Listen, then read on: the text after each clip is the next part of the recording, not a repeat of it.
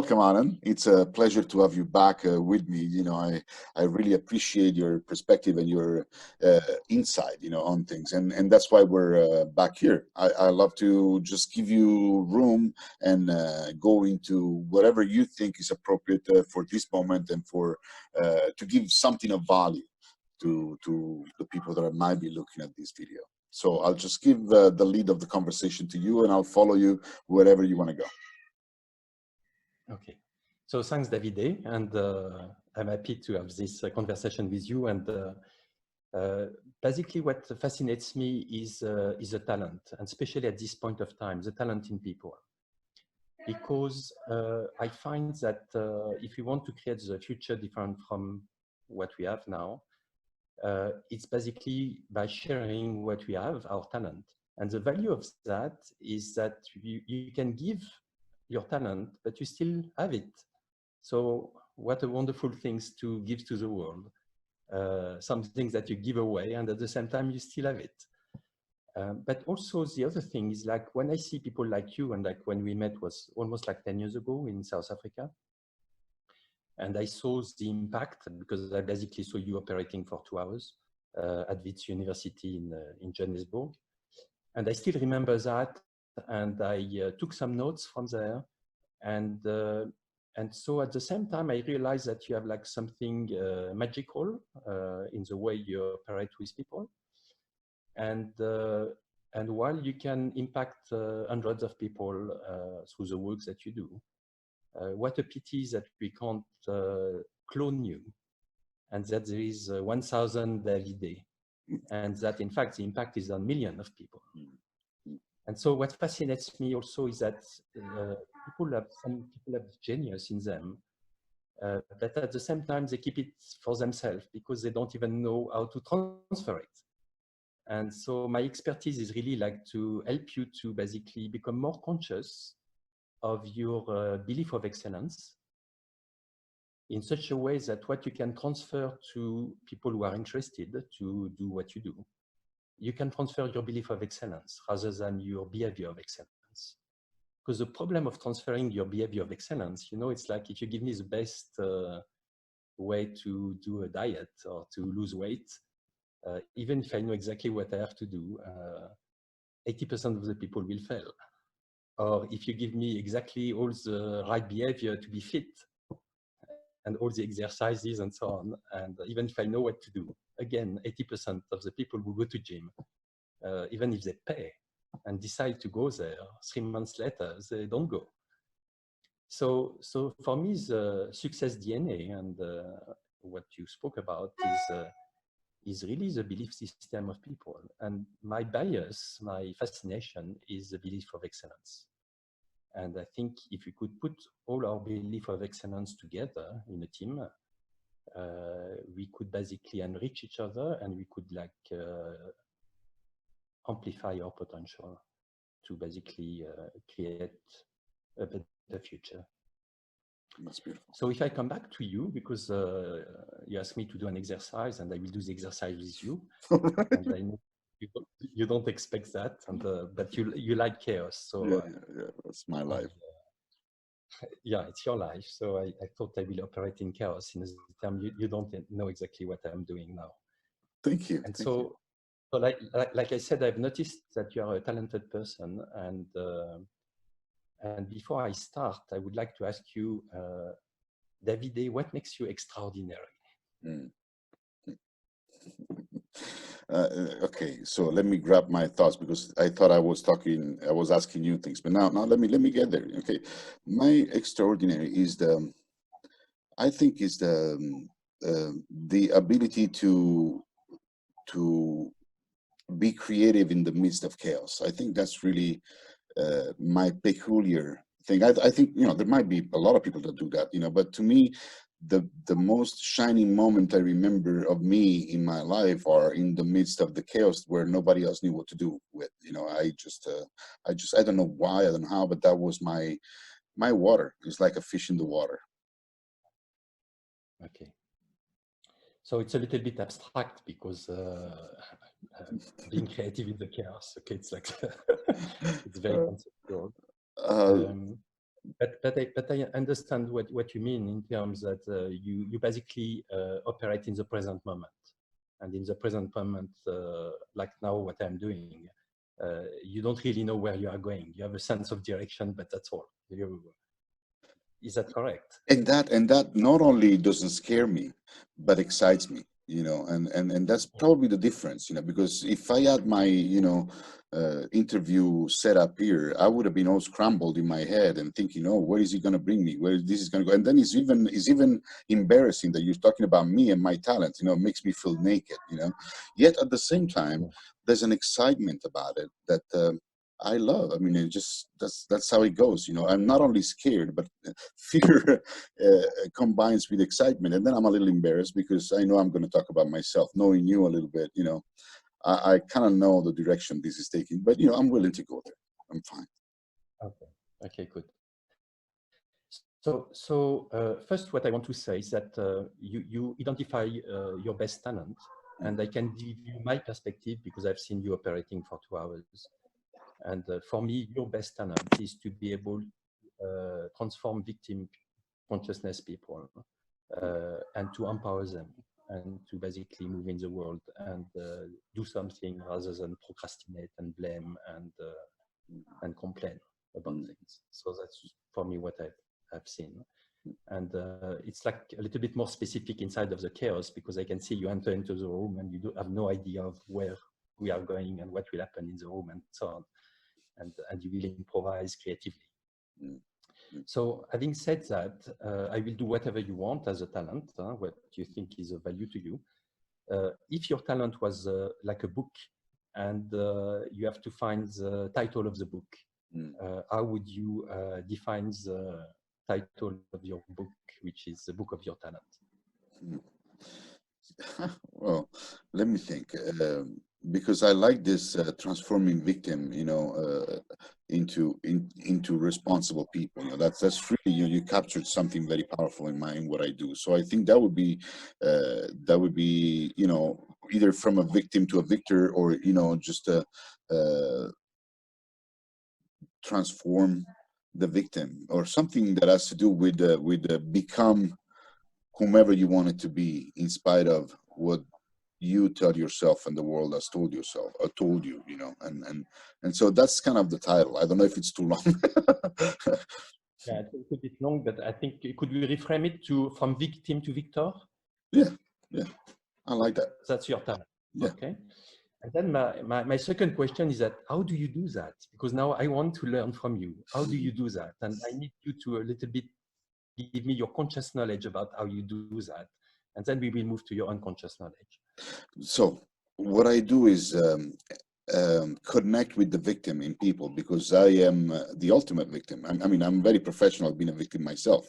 So, I tend to connect what I know about the victim in me in what they know about the victim in them. So the first step is to tell them, don't worry, you're not alone.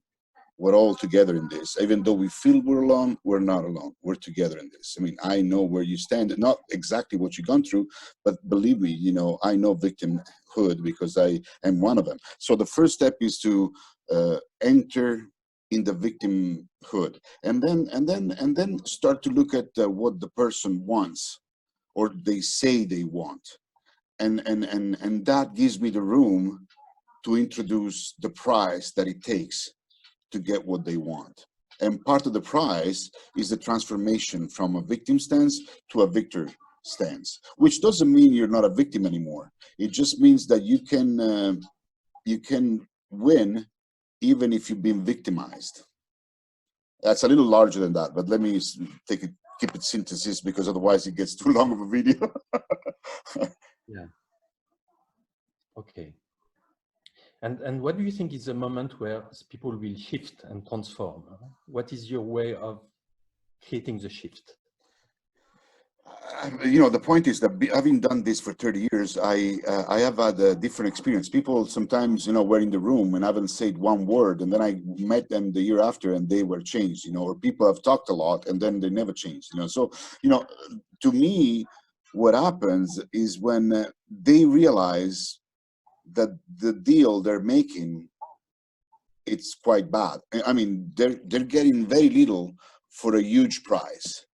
Basically, they're giving their life away to get the crumbs while they have a banquet available. So that is the moment in which people have their own shift in their eyes. At least I see the shift in the people's eyes, you know, when they go from like, I cannot do this, to why can't I do this? You know, it's really looking for different places in the same sentence, you know, and what is stopping me to get what I want? And when they look there, I have a ton of things to give them to begin with, and then they will eventually pick it up by themselves and transform their own stand. Okay.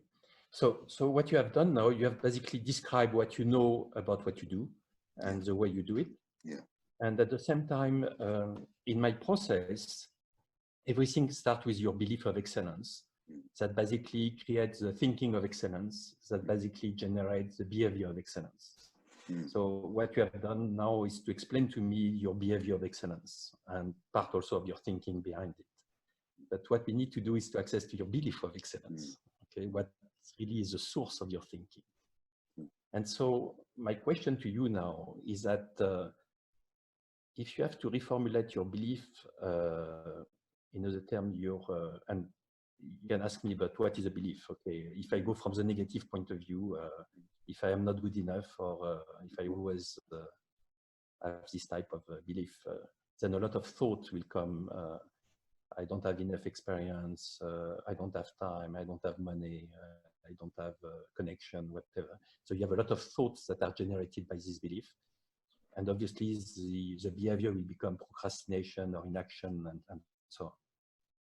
But if you have a belief of excellence, like if someone else has done it, why can't I also do it? Then suddenly a lot of thoughts start to pop. Okay, maybe I should look on Google and connect these people, and maybe I should start how they have started.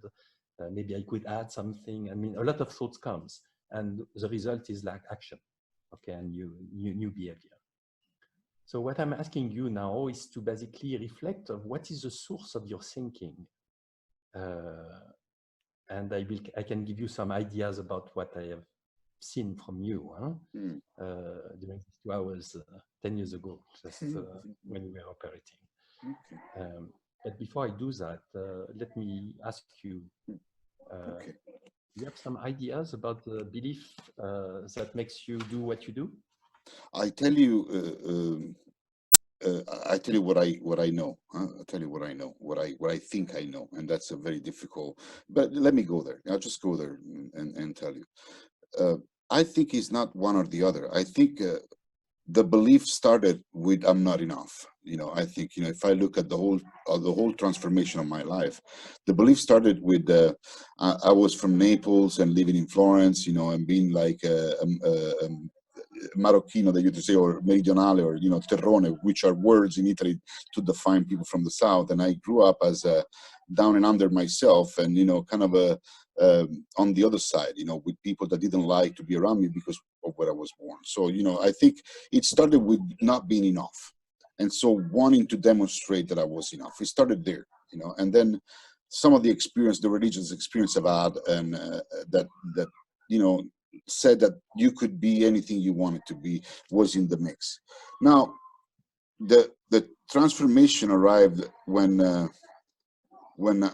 I stopped thinking I was not enough, and I start focusing on generating the best value available in the mix. So I moved from I'm not enough, which was the beginning. So I have to thank that thought, because if I didn't have that thought, I wouldn't have started the process of excellence. But I went from the thought of I'm not enough to the thought of what can I do to make the value even more refined and laser and precise and powerful for the relationship, for the person that it's on the receiving end of the situation. And, you know, in my growth process, I worked in prisons, I worked in hospitals, and I worked in psychiatric prisons also, you know, so I was working with the down and under, and usually I was taking the worst cases that not psychologists or psychiatrists wanted to work with. And I was going to the worst cases just because I wanted to start from, you know, the bottom and see where we could go from there, you know. So it became a challenge. And I think my challenge up to today, the belief that is underneath my challenge is I haven't reached yet the max of the value I can generate. I know who I am and I know the potential I have, but I haven't seen yet the full expression of that potential in the value I communicate to people. So excellence is more like, you know, there's more to be able to do. And what I'm doing right now, it's basically the synthesis of what I wanted somebody to do with me when I was 17, because I would have lost, like, I mean, I would have engaged in this type of conversation much earlier in my life. I would have enjoyed much more of it. But, you know, I think there's a time in life when you are confused, like 17, like, you know, the teen years, you know, and in those teen years, I think, you know, in my mind, in fact, I worked with the teenagers, you know, with in orphanages and victims of abuse, and I have a work called You Can, and through that, I was up with them, see that they are not the trauma they've gone through. They are much beyond that. And in doing that, I also was talking to myself, and there is where probably the shift from I'm not enough started to change into we can do this. You know, if I can do it, if I can help you do it, I'm going to do it, and we're all going to do it. And excellence means that most of us will do it as a result of my intervention. I don't know if it makes sense, you know, but No, it makes sense. Thank you for that. So listening to you now, I'm just reformulating what I've heard from you in terms of belief, in terms of your belief of excellence. One of your beliefs is that you could be anything you wanted to be. It's one belief. Then another belief is that how to generate the best value as possible. So you always think that there is like something more to do in terms of improvement. Then another value that you have is a relationship. Everything is in the relationship. And then another belief is that you have to start from the bottom up, that you have to start where people are and move up. And also a very strong belief, which is people are not the trauma that they are living. People are beyond that. And then there is a belief which is you can. We can expand that, but there is a belief you can. Okay, so just because I don't want to make the interview too long, I just want to show you the process. So the first process is to explore, and we could explore further. What are your beliefs and what are the key belief systems that you have? But let me, for example, take one belief that you are not the trauma, you are beyond that. Then the next step is to transform this belief into a question that you ask yourself. Okay, because that's a belief. But now, what is a question that you ask yourself to have a thought that pops in your mind that they are not the trauma that they are living, they are beyond that? What question do you ask yourself? Yeah. No, I have it. See, it stands on the fact that I distinguish between the being I am and the being I do. The being I am is the human being and never needs to be changed because that's the way I am. The being I do is like the question, the constant question that I believe I ask to myself, and I ask people to ask to themselves, is who do you choose to be? Because it's not who are you, because who are you, it's a human being, and that's unchangeable. But who do you choose to be? It's straight on the side of the being we do, is the being we relate with other beings, and you know, the being we project in the world through which we relate to everybody else. So in that area, the question is, who do you choose to be? Okay, very good. So at least we have now one belief that has been transformed into a question that you ask yourself that basically help you to manifest Beautiful. what you Beautiful. do. Interesting. Okay. And then let's me take another one. It's like, yeah, you spoke about the fact that people also like the difference between what they do at the moment and the price that they pay versus the possibilities that they could have if they were able to change. And it's almost like they live with a crumble instead of living with a full lunch. True. So, so this belief belief system that you realize that people are focusing on the crumble and not on the lunch.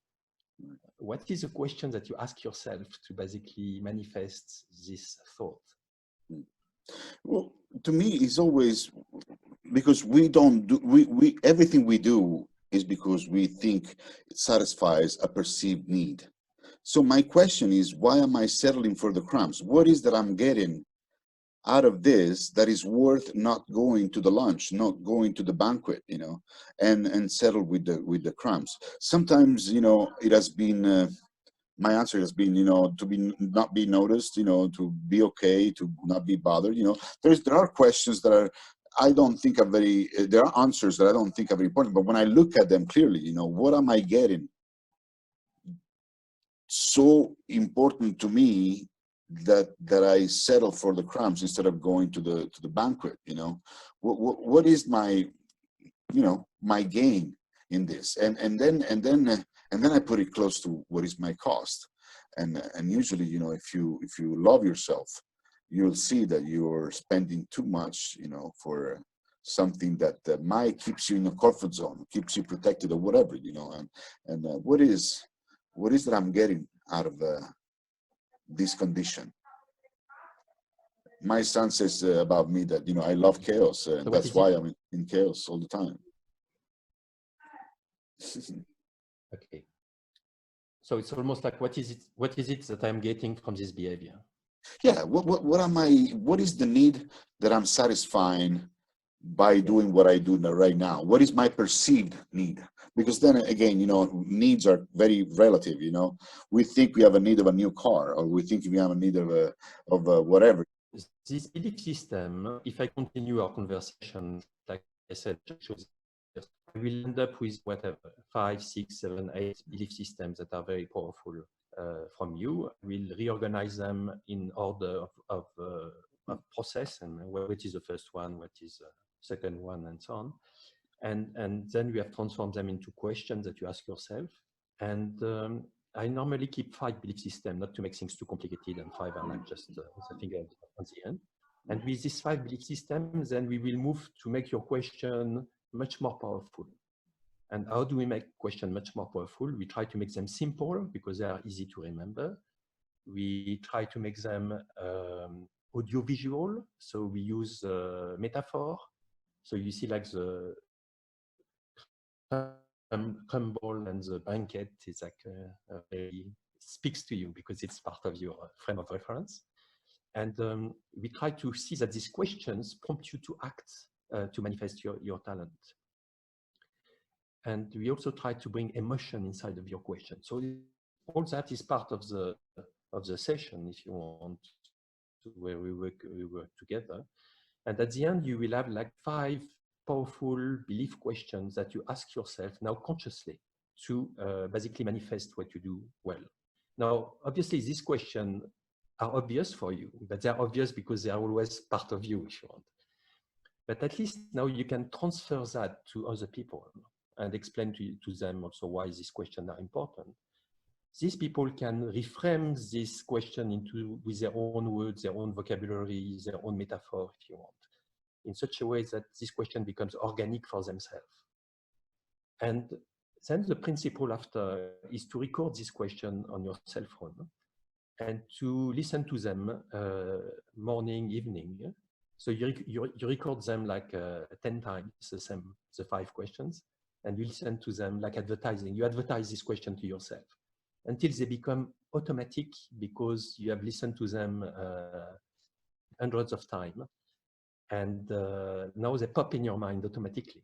Okay, a little bit like what Coca-Cola is doing, and when someone asks you what do you want to drink, and you say Coke. Okay, and by doing that, you make your talent now partly transferable to someone else. And I am seeing that as a possibility to enrich each other. So, for example, as coach, we all know how to listen. Okay, you listen well, I listen well. But what is your type of listening? You could have like a provocative listening, you could have like a empathic listening, you could have a meditative listening, you could have active listening. And suddenly, if I could give you my 5 questions of the way, for example, I listen, and you give me your 5 questions, we could enrich each other. And then your capacity to listen could expand. So I see that we can enrich each other very quickly through this methodology. Beautiful. Wow, that's a lot of stuff, and I would like, let's stop right there. I think there's so much, it's so dense. I mean, at least for me, I'm going to review this thing a couple of times myself. So I really appreciate it so far, and I'll if you don't mind, I will put your information under the video just so people can get in touch with you if they want to have a direct communication with you. And for now, I really thank you, and I want to keep it this way, and so I can really digest, chew on what we said and digest it for myself, which is a beautiful thing. And thank you for the value you've generated with me in this conversation, Alain. A pleasure. We'll talk soon. Pleasure. Ciao. Okay, thank you. Bye.